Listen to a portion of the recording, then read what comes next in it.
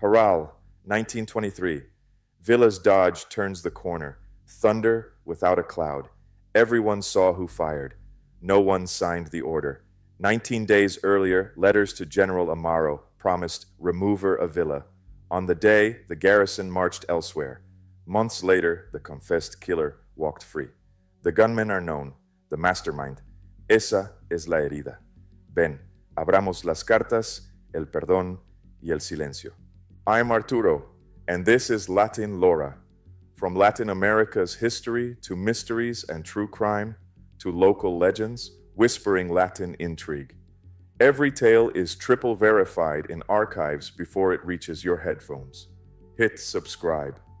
Fresh revelations drop every week, ready for your next campfire debate. Friday, July 20th, 1923.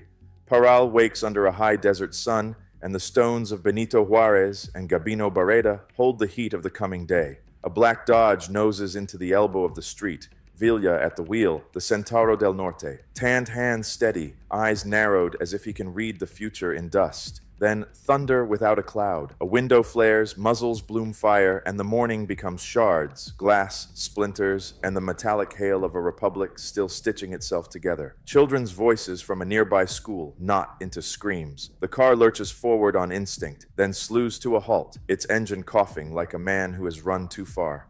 Some say a pumpkin seed vendor shouted, "Viva Villa!" at the bend. Signal or coincidence, memory can be both faithful and theatrical. 7, maybe 8 riflemen had waited with patience that tastes like old grudges. Shots chew the bodywork, more than 40 holes pucker the metal. Villa is hit again and again. Witnesses swear the gunmen stroll away unhurried, lighting cigarettes as if they finished chores. Parral freezes. Mexico holds its breath. Who ordered it? The bodies lie where the street turns, and a century later, we are still rounding that corner, still asking. Here, at this exact crossing, the revolution ends for one man and begins again in our memory. He was born José Doroteo Arango Arambula in La Coyotada, Durango, baptized in hardship, apprenticed to hunger. He became Pancho Villa, the rider who learned to aim from the saddle and to read from behind bars. He could be brutal, he could be generous. In him, the pueblo saw both the wound and the remedy. To the poor, he was el amigo, the man who could make bread appear. To his enemies, a storm with a human face. He fought against Porfirian power and helped topple a dictatorship that believed time itself was a form of re-election. Later, he stood against a new center that treated gratitude like a tax it need not pay. In 1920, after years of war, Villa accepted amnesty from Adolfo de la Huerta, returning to the soil to pay stubs and harvests to a hacienda at Canutillo, where he built a school with rough timbers and large intentions. Peace found him restless, but not reckless. He drove into Parral often, on errands for payrolls and for baptisms, moving through town as both a neighbor and a legend. Yet a man like Villa, icon and accusation, never truly disappears. He is a mirror, and the powerful hate what mirrors reflect, that the state was born from gunfire, and still in places speaks that language. Think of the revolution as a fuse burning from many ends. Madero lit one with a ballot and a book, Zapata with maize, villages, and the bottomless water of justice, Villa with horses, railroads, and audacity, Carranza with a pen sharp as a bayonet, Obregón with a strategist's patience, outflanking even ghosts. In 1911, Diaz resigned and boarded a ship into exile. In 1913, the 10 tragic days poisoned Mexico City and raised Victoriano Huerta's bayonets against the elected president. Villa rode again. Zacatecas fell to the División del Norte in June 1914, the rails glittering with captured cities. But victory sours quickly. The Convention of Aguascalientes splintered hopes. Villa and Zapata entered the capital together, and the revolution grew a second civil war in its heart. In 1915, Obregón broke Villa at Celaya, and later, fighting near León, left part of himself on the field, an arm traded for a country's future. Villa struck north in 1916, daring the United States to pursue him. Pershing did, then left, and the dust settled back into corridors. By 1917, a new constitution promised a new republic. By 1920, Carranza was dead, and the Sonoran generals had written the succession in their own ink. The war ended. The ledger began. Governments need solvency, Revolutions need memory. That tension hums under every shot fired in Parral.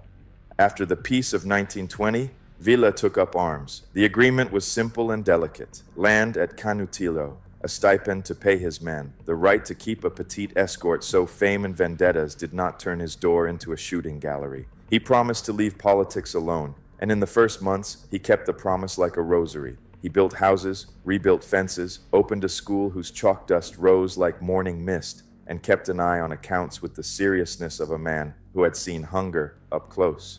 But a caudillo does not retire so much as relocate. The corridos still named him.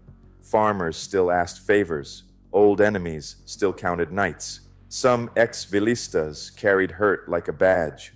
Some local elites remembered confiscations and humiliations.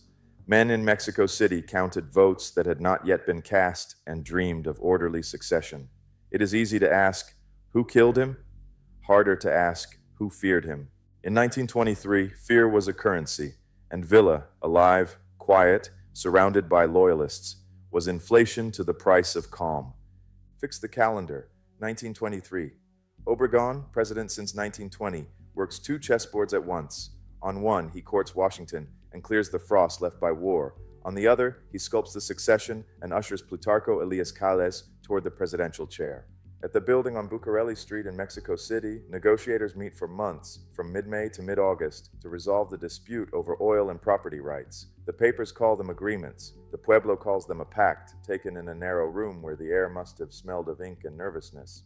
At the end of August, the United States nods recognition, a gesture convertible into loans, stability, and the music of investor confidence. Conventions establishing claims commissions are scheduled to follow in early September. But recognition abroad often stirs anxiety at home. Soberania is a drumbeat we feel in our ribs. In such a climate, any unpredictable figure is a risk, especially a former general with loyal men, a clean shirt, and a name people shout from balconies. Villa was the king of unpredictables. The newspapers talk of normalization. The cantinas mutter of capitulation. The Sierra listens. Then July 20th arrives, and the heat of Parral becomes history's antechamber. Zoom in from high politics to the street. Parral holds its own ledger of resentments, debts argued over in whispers, lawsuits simmering beneath hats. There is Meleton Lozoya, once close to Villa's operations, now entangled in accusations over money and pride. There is Jesús Salas Barraza, a Durango legislator and declared anti-Villista with a talent for the theater. Around them orbit merchants who had paid contributions under duress in revolutionary years and feared a knock at the door from the past. The revolution had fractured families, friendships, and fortunes. The town's wealthy preferred their future unvisited by sure ghosts.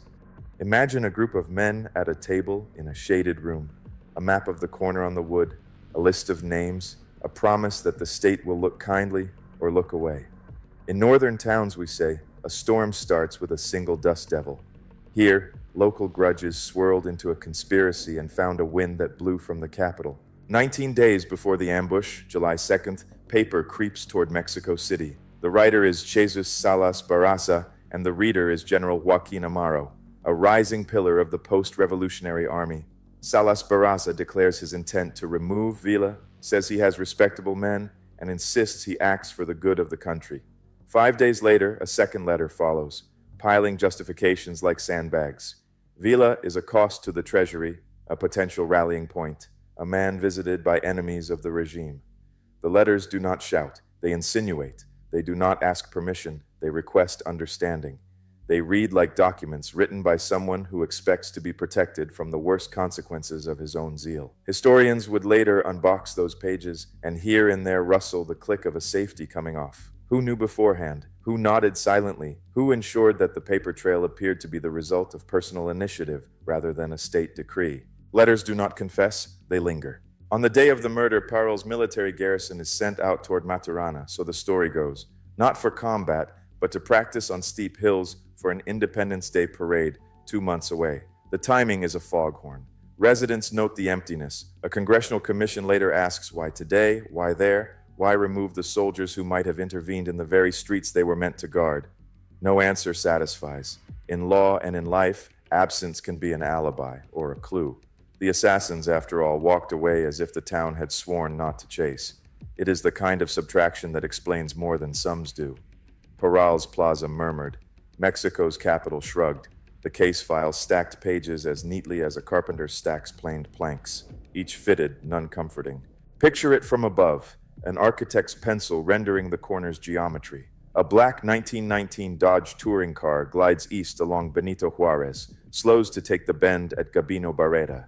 In the front seat, Villa at the wheel. Around him, close aides, a secretary, a bodyguard who doubles as chauffeur. The first volley punches the windshield into jewels, a second rakes the chassis, the engine growls, and then the car leaps and slouches like a wounded animal. Many accounts claim that 7 riflemen fired. Others insist that 8 did. The vendor who shouts "Viva Villa" is either a signalman or a coincidence, depending on who tells it in which cantina. The metal looks like a grater when the dust settles. Villa's wounds are counted and recounted. Some say 9 bullets hit him, others 16. Everyone agrees on what matters, that the man at the wheel died where he sat. Newspapers rush, photographs multiply, and postcards of the death car turn grief into a grim souvenir. Even the silence that follows seems choreographed. Weeks pass, and then a confession arrives, smooth as a well-told lie. Jesús Salas Barraza steps forward and claims responsibility. He says he acts in the nation's best interest.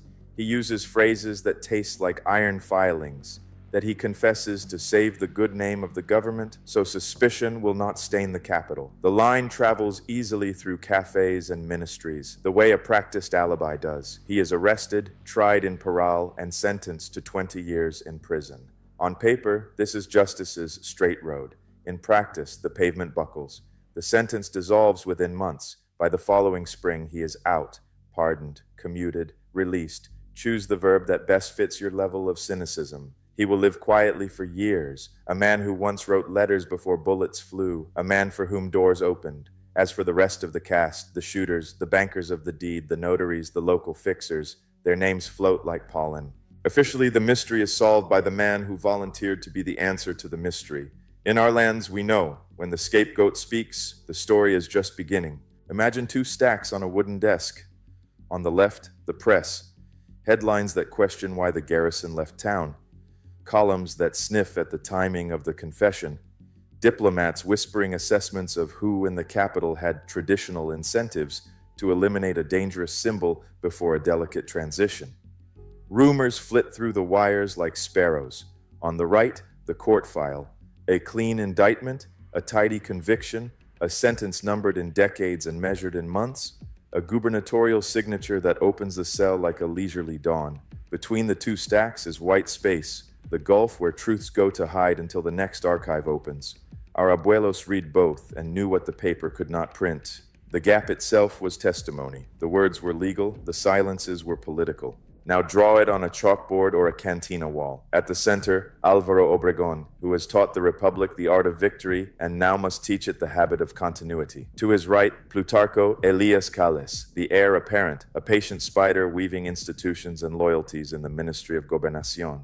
Between them and the line to Parral, Gen Joaquín Amaro, soldier of order, a man whose desk becomes a funnel through which communications pass. Letters before the ambush in which a provincial politician announces himself as executioner of the unpredictable. On the northern edge, the governor who will help make a long sentence short. On the frontier, Jesús Agustín Castro of Durango, an old antagonist of Villa in the theater of the revolution. At the base, local nodes, Meliton Lozoya, the embittered intermediary, Jesús Salas Barraza, the letter writer who wants the capital absolved, the wealthy of Parral, who prefer the past to stop knocking. Draw arrows for motive, dotted lines for deniability, and a thick circle around the word impunidad. Then step back and ask, does a web weave itself? The state needs order, succession needs silence, foreign relations need predictability. Villa offered none. He had promised to stay quiet, but his quiet filled plazas. He had indicated sympathies, or at least friendships, that might favor the wrong candidate at the wrong hour, especially if Adolfo de la Huerta's name came up in conversations at gatehouses and corrals. Meanwhile, oil glistened in the background like a dangerous mirror. Negotiations concluded in mid-August, and recognition came at the end of that month. Technical conventions followed in September. Money, railways, and cotton sighed with relief. If you believe in coincidence, all this is weather. If you read politics like a corrido, The chorus is clear: remove the wild card before the deal is sealed. No president signs a memo ordering assassination in plain Spanish. Politics prefers diagonals. Yet everywhere you press the page, the watermark shows the same outline. A regime performing delicate surgery, removing a symbol whose shadow fell across too many calculations. A congressional commission asks hard questions about why the garrison left town, why the soldiers did not pursue, and why a confession arrived framed as patriotism. Local judges shrug or pretend helplessness. The army insists on schedules and rehearsals. Then the confession is read aloud in Parral's courtroom, the words carrying a scent of strategy. Sentenced, 20 years, time served, months. Release, swift enough to feel like a wink. Outside, the story grows tales. Who paid for the firing house and the rifles? Who waved a signal? Which businessmen advanced funds? And which policemen offered keys? Contradictions proliferate, not to clarify, but to fog. The state announces conclusions. The pueblo collects questions. You can almost hear the chairs scrape in the Cámara de Diputados as the file is closed. You can practically hear, too, the corridos opening their mouths to keep it open forever. Eyewitnesses agree on certain things: the black dodge, the slow turn, the sudden storm of fire. But detail splits like light through a prism. Some say 7 riflemen. Others insist on 8. Some place a vendor at the bend. Others swear there was no signal, only fate. Accounts agree the car was sprayed by more than 40 bullets. As for Villa's wounds, the numbers vary. 9 in one telling, 16 in another. In the seats around him sat men close enough to die in his company. A secretary, loyal guards, a driver who had taken orders and dust in equal measure. One bodyguard may have staggered away and even fired back, or perhaps he fell within a dozen steps. In oral tradition, detail is a horse you ride across rough country. It changes gait. Still, it carries you home to the same truth, that the ambush was over-prepared, the escape was under-policed, and that Parral's corner would live in memory longer than any verdict on paper. Walk Parral in July, when the Jornada Vilista reenacts the ambush and the town pretends not to know the ending. The dodge is a stand-in. The shouts are rehearsed, but grief is not. People boo the assassins on cue, and you hear in the echoes the hard education of a century. Children point to the corner. Abuelas press their lips and shake their heads as if to say, "Así fue, mijo." This is not spectacle. It is catechism. The ritual teaches that tidy verdicts are suspect. That memory is a form of truth that refuses to wait for official permission. At the cemetery, where Villa's remains were initially laid before being later moved to the Monumento a la Revolución in the capital, some still leave flowers. There are even darker legends, that skulls go missing, that secret societies covet trophies. But legends are the small change of a larger economy, the persistence of a people who refuse to let a story end where the file says it should. What does a treaty on Bucareli Street have to do with a fusillade in Parral? Direct lines are for textbooks. History prefers diagonals. Negotiations from May to mid-August, a handshake at summer's end, claims conventions in September. These created a climate where order was a public good and unpredictability a public hazard. Foreign recognition promised loans and calm. Domestically, it sparked arguments about dignity and dependency. If Villa had spoken loudly against the pact, or merely existed as the man who could make others shout, he was a risk to an arrangement still wet with fresh signatures. I do not say Bucareli killed Villa. I say the air it made was breathable for certain decisions. We measure sovereignty in signatures. The pueblo measures it in the unquiet of our dead, and in the way we ask, again and again, whether security demanded silence and whose. So, who ordered it? The gunmen at the windows were local men hired for their aim, not their archives. Jesús Salas Barraza confessed with a patriot's flourish. Meliton Lozoya appears in more than one telling as the local architect of grievances. Higher up, letters show that Joaquín Amaro knew beforehand and did not slam the door. Suspicions at the time angled toward Calles, the man preparing to inherit the wheel, and Obregón presided over the whole board, wary of pieces capable of upsetting the endgame. I refuse the comfort of a single mastermind. The evidence suggests a coalition of interests, local vendettas intertwined with national calculations, made possible by a habit of governance still learning to be lawful. That is not a conspiracy theory. It is how states convalesce, by cutting away the parts they fear will infect what they are building.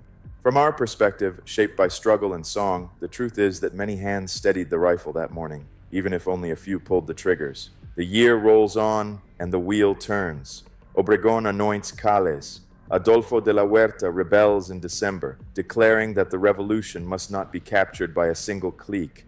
The government survives, aided by discipline, alliances, and the convenience of recognition. Planes and rifles appear where loyalty demands them. Calles becomes president in 1924. Obregón seeks a blasphemous re-election in 1928 and falls to a bullet in San Angel. The 1920s taught Mexico to be a state in trials as theatrical as any plaza execution. Meanwhile, in Parral, people retell the story. Villa died in the driver's seat or under the tree or on the verge of turning to shoot back. He was buried on a Saturday with thousands walking behind the coffin. Years later, his bones travel to the capital. His corridos never leave the countryside. Memory is not a deposition, it is a vigil, and we stand it together. From a Latin American perspective, truth is not a sterile autopsy. It is a chorus where each voice carries an angle and a wound. We speak from a region that has survived empires, dictatorships, the rough embrace of modernization, and the tightrope between sovereignty and survival. Who ordered Pancho Villa's assassination? The gunmen had names, the order had many mouths.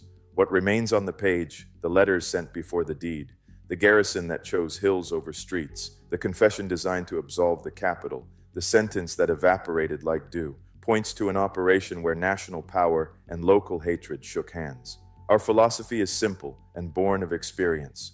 Politics, like the Sierra, makes ambushes with many rocks.